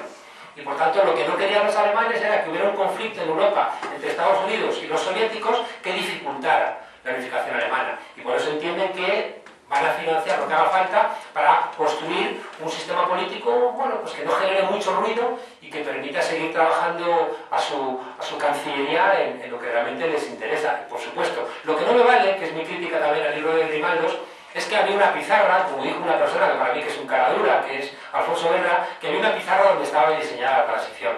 Ningún proceso político de esta complejidad se diseña. Lo que había es gente con intereses. Y pues vas jugando. El rey es un ejemplo claro. El rey va jugando, va viendo hasta dónde va pensando la cuerda, y el rey va, ¿qué es lo que le interesa al rey? Pues reinar, ¿no? Es su principal interés. ¿Le interesa a España? Pues bueno, pues más o menos, ¿no? Pero su principal, bueno, no sé, tampoco como nada, pero su principal interés es reinar. Igual que el de los banqueros era incorporarse, o los empresarios incorporarse a Europa, igual que la de los militares era incorporarse también a la OTAN. Es decir, había una serie de intereses que los mismos que en el 36 habían dado golpe de Estado, ahora les interesaba normalizar la situación para pasar, ¿no?, a pertenecer sin problemas a la entonces Comunidad Económica Europea. Ya digo, lo que no me gusta del libro de Grimaldos es que parece que James Bond hizo la transición española, y eso a mí no me gusta. Es decir, que una conspiración constante, o que todo el rato había fichas absolutamente cerradas. Las cosas en política no suelen ser así, suelen ser más complejas. Ya digo, intereses, pero después vas negociando. Sí, con respecto a lo que has planteado, ¿no?, y sobre todo en el caso de los Estados Unidos, para mí, sin duda ninguna, el papel de los Estados Unidos es un elemento clave sin el que no entendemos absolutamente nada, tanto en los hechos concretos como sobre todo en las grandes líneas, ¿no? Estados Unidos efectivamente estuvo presente en la Europa de la posguerra, articuló el Plan Marshall, conocido de todos, no solamente para ayudar a los europeos, sino también para prevenir que la pobreza inmensa después de la Segunda Guerra Mundial condujese a la instauración de gobiernos comunistas. Es evidente que este era un fin directo, esencial y primario del Plan Marshall, además de construir también mercados en Europa para poder vender, porque no se puede vender a los pobres, ¿no? Esto parece bastante claro.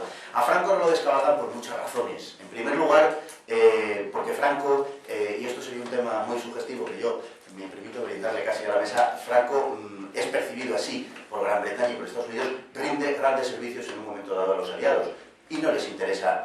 El cambio de Franco es inestabilidad y es un PCE que está armado al otro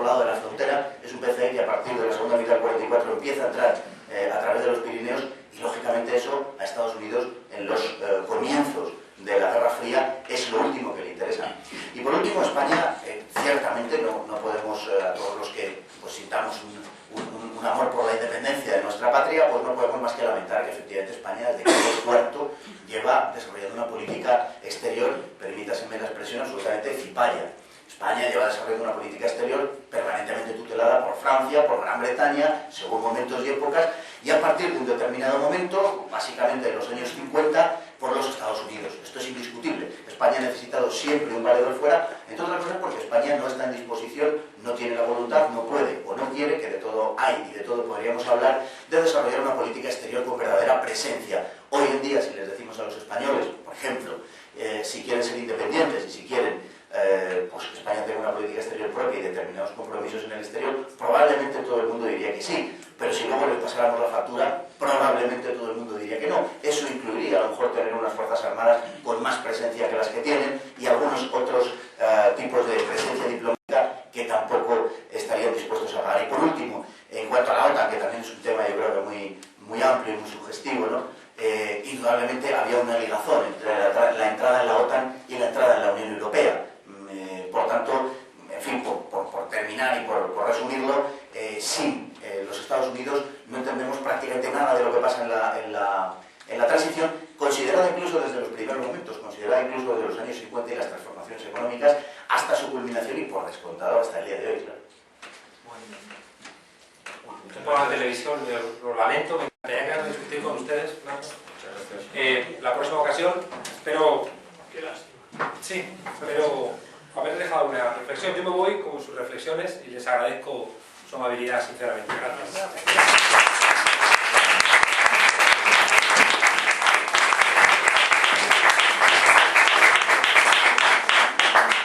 Bueno, pues prosigamos con la CIA y todo esto. Vamos a ver.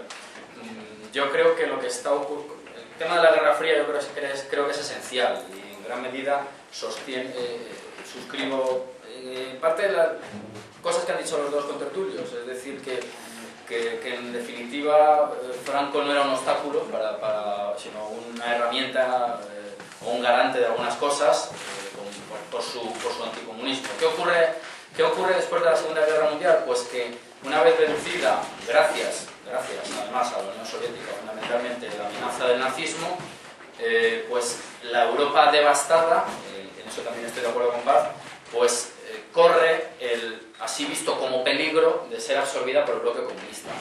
Y en ese sentido yo creo que me parece a mí que la iniciativa la toma la Unión Soviética no solamente con su acción política visible, sino también con unos programas apoyados precisamente en lo que estamos hablando, en la cultura, en la penetración a través de una serie de pues a veces podemos decir fetiches que tienen cierto prestigio y que aglutinan a las sociedades.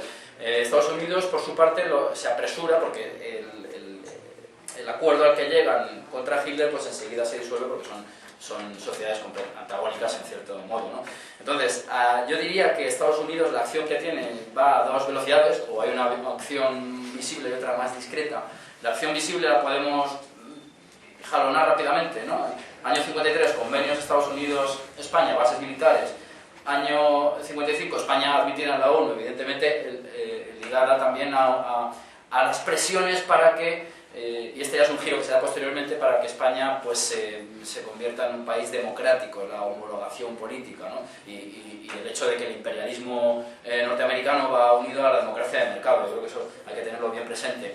Pero bueno, en el 58 pues, España está en la Agencia de Cooperación Económica, es decir, en los años 50 lo que se hace es llegar a una serie de acuerdos porque se conviene que España sea un dique contra el comunismo al cual tanto combatía Franco, y entonces pues eran convergentes, lo mismo que hablábamos antes de la oposición, iban en una dirección aunque miraran a puntos no exactamente iguales, y en el sentido del anticomunismo pues por unas razones u otras, porque también Franco recelaba de algunos aspectos americanos, sobre todo en temas morales, pero bueno, en realidad eran anticomunistas. ¿Qué ocurre? Pues que los servicios secretos, como hemos hablado ya más de una vez, a través de estas organizaciones que aportaban dineros por medio, entre las cuales estaba la CIA, pero que tenían interpuestas una serie de fundaciones, la más conocida era la Fundación Ford, pues se dedicaron a ir siento repetirme, se dedicaron a ir fabricando una ideología que desembocara de una manera u otra en una democracia que es la que tenemos, con todos los déficits que se puedan señalar, o el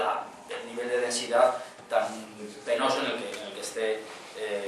que estemos situados. En ese sentido, yo creo que el desarrollo de la sociología, el desarrollo de ciertos institutos, el desarrollo de las becas, de los viajes a Estados Unidos para mostrarles el American Way of Life, me parece que se llama, pues eso operó a favor de que los españoles empezaran a ver con mejores ojos pues los productos del capitalismo salvaje y las burdas maniobras del imperio yanqui, y se alejaran de un comunismo que también era presentado pues de otras maneras. Luego, después, ¿qué ocurre? Pues que el PC, yo creo que, insisto de nuevo, cuando penetra en España, pues se va juntando con unos y con otros, con algunas malas compañías, al menos para sus objetivos, entre las cuales pues probablemente haya que destacar, precisamente por esa concomitancia de proteccionismo hacia el pueblo, pues por ejemplo con la Iglesia Católica. Es decir, el diálogo marxismo-cristianismo, yo creo que de él quien peor parado sale es el marxismo. Aun cuando evidentemente... Sí, pues, no, es que cuando se habla de esto en círculos católicos se dice quien peor salido parado en esta historia fueron los católicos. Hombre, no lo sé, lo que pasa, claro, lo que pasa es que, por ejemplo, al implantar esta ideología, pues si admitimos que eso es así, pues implantan también pues una especie de bolsas ideológicas que coinciden pues con estos productos que cimentados en ideas muy derechistas, como he señalado, que es el catalanismo, es el vasquismo, y evidentemente pues ahí acaban cristalizando una serie de organismos, los gallegos, de los cuales Pedro sabe muchísimo, y entonces en ese sentido acaban cristalizando una serie de grupitos socialdemócratas, también una etiqueta completamente laxa y ambigua. Eso no es la revolución comunista. Eso no es claro, eso es lo que quiero decir, quiero que a ver si se me entiende. Es decir, que de comunismo nada, lo que hay es, pues bueno, que el pueblo pues está en misa o está en una asamblea, que es una cosa parecida, pero no es lo mismo, y entonces se desemboca en esto. Personajes, lo digo porque ahora últimamente he estado trabajando un poco, como Tierno Galván, Adalid de la izquierda, etcétera, etcétera, bueno, pues se sabe perfectamente que está jugando a todas las barajas que se están moviendo en el momento, y que en realidad es el que, además con cierto orgullo, se arroga la paternidad de la expresión comunidades diferenciadas. Creo que eso nos suena a todos. Entonces yo quiero insistir una vez más en eso. Pues, bueno, yo, si me permitís, yo creo que damos por cerrado el acto, o queréis debatir alguna cosa más. Vamos a ver. Son las 9 menos 10, y entonces un turno rápido entre los dos de conclusión. Yo creo que como está la cosa un poco solidarizada, he decidido, por imperativo legal, no que haya intervenciones del público. Entonces, es que hay un tema que habéis hablado mucho, es izquierdas y derechas, y hoy en día yo quería saber si eso existe, porque para mí hay tantas facetas, hay tantos atributos en izquierdas y derechas que hablar de izquierdas y derechas no tiene sentido. Venga, pues brindado por el próximo ponente, además, que tendremos aquí, sugerencia final de la distinción izquierdas y derechas sobrevive a la transición. En la propia transición esta distinción se ejercita como tal, es decir, hay una pugna entre derechas e izquierdas, hay que muchas veces interpretadas como las dos Españas, etcétera, etcétera. A veces se suele hablar desde el mito de la derecha, ¿no?, como si fuera una unidad a la derecha, y el mito de la izquierda como si fuera una unidad enfrentada, ¿no?, y se suele establecer la imagen de famosa de Goya, ¿no?, los mamporreros dándose mamporros. Que uno decía, esa imagen no es la del asesinato, es la imagen del suicidio. Pues claro, sí. Pero ¿qué papel tiene aquí el factor, ya sea ideológicamente, ya sea real, ¿no?, ya sea ideológicamente, ya sea real, el factor derechas e izquierdas, que era un poco lo que nos venía a concitar? Si me permite, a mí me parece que derechas e izquierdas no son opuestos, como se dice habitualmente. La izquierda es ideológica y la derecha es pragmática. Entonces están en diferentes planos y por esa razón no son opuestos. Es otra cosa, pero no opuestos. Y pienso además que izquierda y derecha pertenecen al campo de la ética, pero de ninguna manera son categorías políticas. Porque, por ejemplo, que la izquierda se propone traer el paraíso a la tierra, y generalmente lo que sucede es que trae el infierno, no el paraíso. Eso muestra que no basta con los deseos. La izquierda tiene buenos deseos, por eso digo que éticamente es muy loable, pero en el terreno político no. La izquierda no pertenece, no es una categoría política, y la derecha tampoco. En todo caso, la gente llamada de derecha se caracteriza por algunas percepciones económicas, pero también es relativo y muy heterogéneo. Más adultos, tomamos ejemplos. Sigfrido Samuel de Tchaikovsky es autor de Catulle, pero es quien está hablando ahora.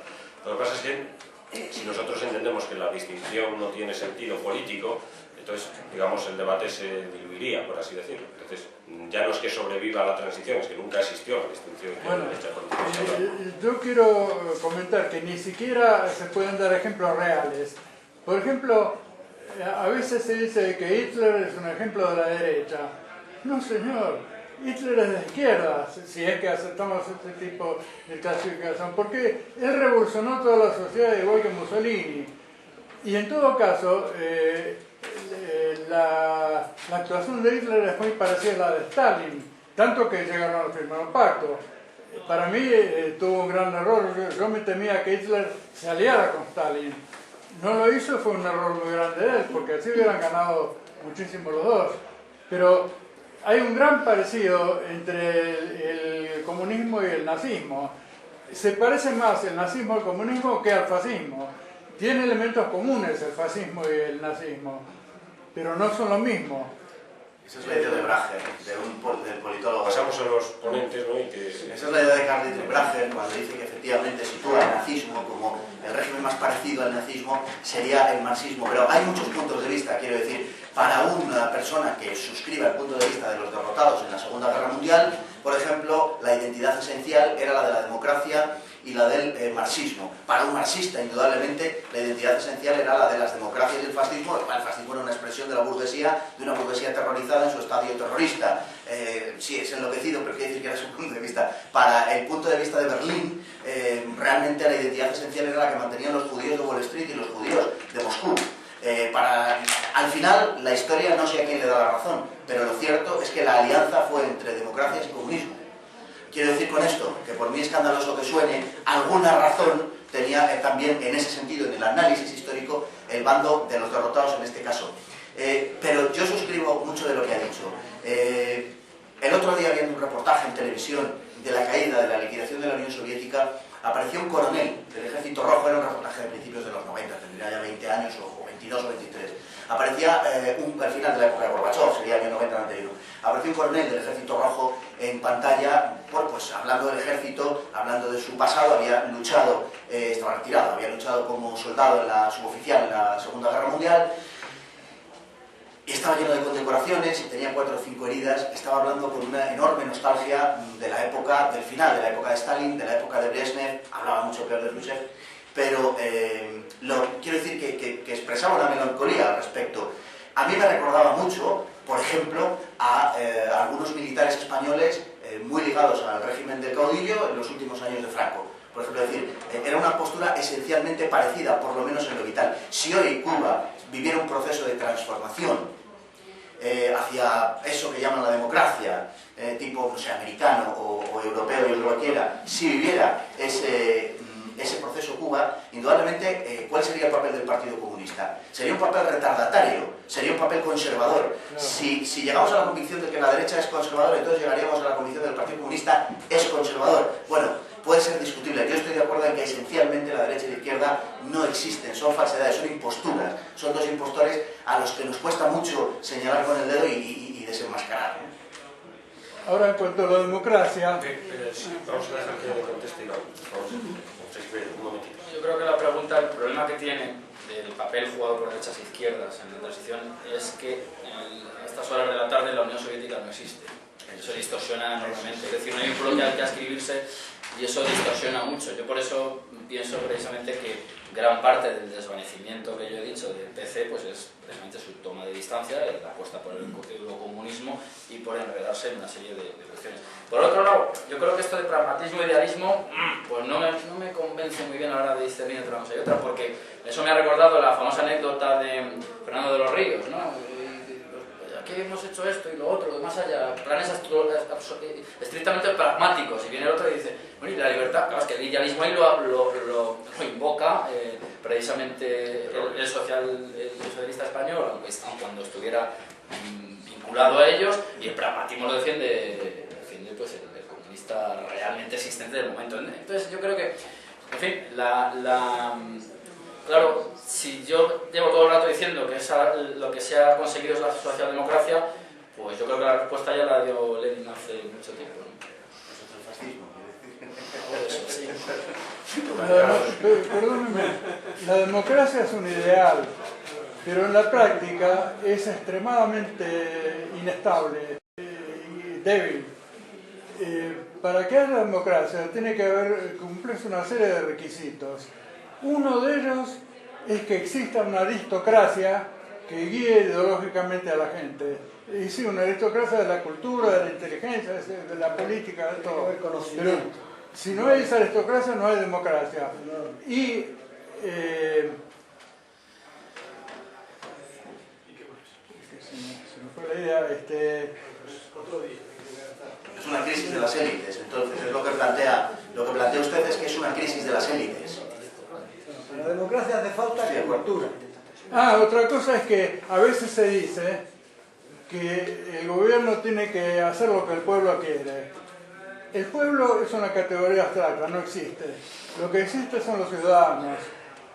Y yo opino que para que haya democracia, y con esa guía de una aristocracia de la cultura, justamente hay que tener en cuenta lo que los ciudadanos quieren, pero no hay que hacerlo. Hay que estudiar cada propuesta para ver su viabilidad política, económica y sus consecuencias a mediano y a largo plazo. Cuando un gobierno hace lo que el pueblo, lo que los ciudadanos quieren, eso es el populismo, no democracia. Y es destrozar el país para mantener el poder comprando con migajas a los ciudadanos. Bueno, según Aristóteles la democracia se dice de muchas maneras, y entonces pues había que matizar mucho, ¿no? La esencia de la democracia, etcétera, etcétera. Y bueno, izquierdas y derechas en la transición, al final no sabemos si sobreviven, si no sobreviven. Sobreviven. Iván Vélez. La socialdemocracia es lo que ha sobrevivido a la transición, y tú crees que, por lo tanto, sí que hay cierta realización, ¿no? Yo creo que sí que hay realización.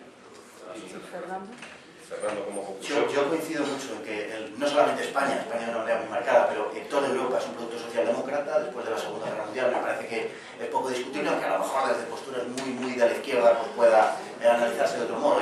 Yo estoy convencido de que es así, es socialdemócrata. Y luego en cuanto a lo que he dicho, por lo de derechas e izquierdas, yo creo que esas categorías de verdad que están muy trascendidas.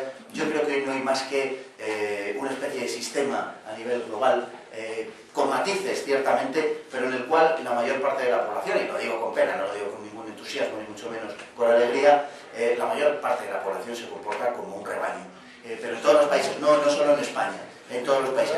El nivel y el acceso a la cultura cada vez es menor frente a lo que parece. Lo que se nos da son sustitutivos dulzones de la cultura a través de eso que llamamos tecnología, que como ha dicho Habermas, que todavía soy capaz de citar de vez en cuando algún marxista, como ha dicho Habermas, es marxista renegado, de acuerdo, pero bueno, de formación marxista. El hombre, el ser humano y sobre todo el occidental actual ha comprado, digamos, con bienestar su dejación de su condición humana, ¿no?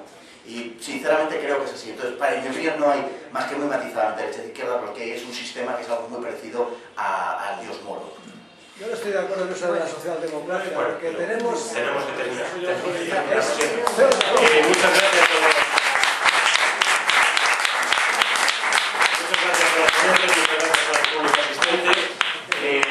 Muchas gracias tanto a Fernando Paz, a Juan Carlos Madero, ahora ausente, pero muchas gracias, y a Iván Vélez por sus vendas intervenciones.